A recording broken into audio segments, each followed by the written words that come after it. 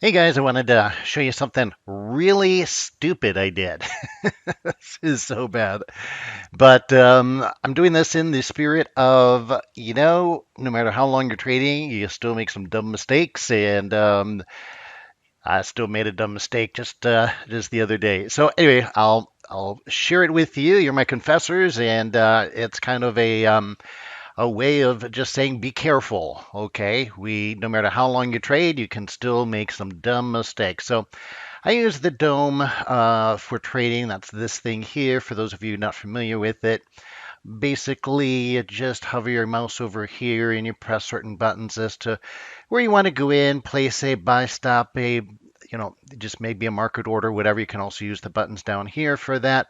The left side's to buy, the left side is to sell. Okay. So I'm used to using this where I scroll the mouse wheel, all right? And notice when I scroll the mouse wheel, it scrolls the prices up and down. So this is the E-mini, and I'm recreating this, by the way. Obviously, this has already happened.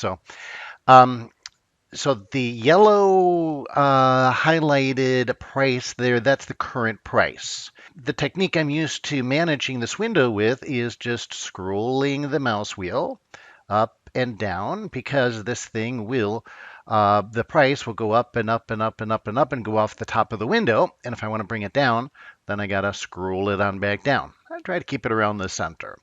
Okay, but I don't, you can do this two different ways. You can set it up so that it'll always stay centered. The current price will always stay centered, but I don't want that because I want these prices to stay static so that I can click on the price because I'm always either like buy, if I buy, Order submitted. then I'm going to do like that. Okay, what I do there is I'm clicking the mouse wheel and I'm going to get filled if it comes up here. It's a stop order, buy stop order. And if it comes up here, then I'll get filled. And, that's the price I want. So I don't want these prices moving. Otherwise, it's a moving target. It's too hard to hit the price because they're moving all over the place during more active market hours. Okay, so that's why I do this. That's why I make it static like that. And then if I want to remove it, I just click there. Order canceled. Okay, now you notice here's the thing. So I got 10 contracts on here, right? 10, quantity 10. But I don't want to trade more than 10. However, I did. I did. And this was in real time. So what I found out was, what I normally do is I just go down here and I click these arrows up or down to move the quantity down. Then I will move these once I get in with 10, then I might change it to like 5. You can go here and you can change it. They have some preset numbers. I just do that. It's just fast and easy. Go down to 5 and maybe get out. So then I'll go over here. Let's say I did get in and then I want to get out. There Submitted. you go. So I get out at 5 there. And yeah, that'd be my first target. Okay, market if touched is what it becomes. So yeah, that's kind of it. Now, what did I do? So how did I screw up? Well, what I did Order was canceled. watch down here. I'm going to put the cursor in there. Okay, and this is how I would normally change it. Now I bring my mouse back up here and I scroll the mouse.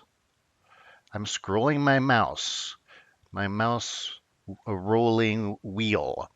Do you notice what's going on with the quantities down there? Yeah, it changed it from 10 to now 60. Okay, and I didn't notice that. I didn't notice that because I thought once I moved my arrow out of there, the cursor was gone, and I didn't notice. If you look closely, you'll see the cursor is still blinking and it's still in the quantity section. And god darn it, I did place an order for it. It was 50, not 10, but it was for 50. It's like, oh my gosh! And I looked here for my P&L. That's my live P&L during the day, and I'm like, whoa, I'm making money. Now, the good thing is the market went in my direction, so I made just 2 truckloads of money. And that was awesomeness.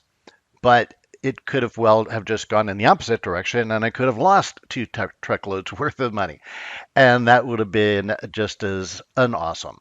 So, yeah. And where it gets tricky is look, if I just move my mouse over here, the cursor stays blinking in there. If I move it over one of these buttons, it still blinks. If I move it over here, it stays. If I go on here, then it stopped. And now I'm back to being able to move it up and down with the mouse wheel. But as long as that cursor's in there, and you can just type in too, of course. But you got to get that cursor to get out of there. So we've got to roll over this. Now watch this. If I put it in there, it's blinking, right? And I just go up here, it's gone. And I'm okay again. So kind of tricky. Dollars, I mean, you've heard me say before, dollars are in the details. That's with technical analysis. Here, the dollars really are in the details of just how you move your cursor around on your execution platform.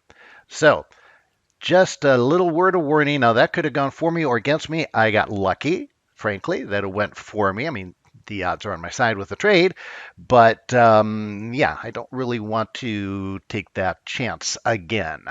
So, get to know your trading platform. I guess that's one of the lessons. The big lesson is pay attention to the details, right? Be very, very watching everything very closely. Don't get too casual about your trading.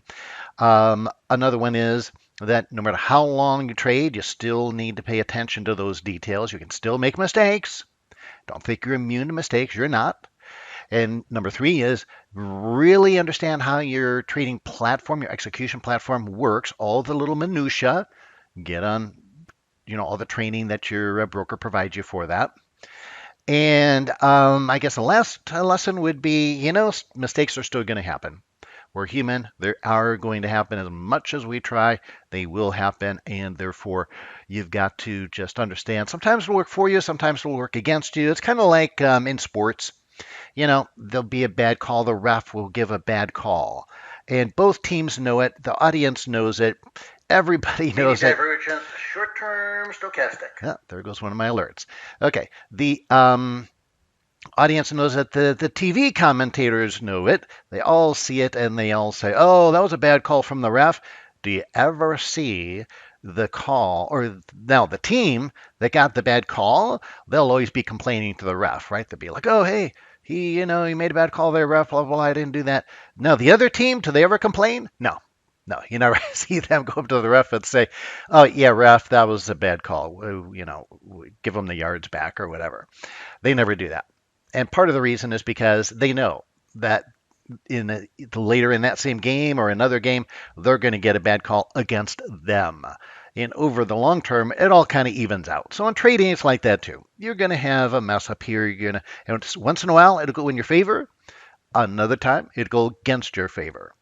And so you just have to understand that is part of trading. You do have to plan for it. You do have to have some sort of, now it could be a protective stop. It could be hedging your positions.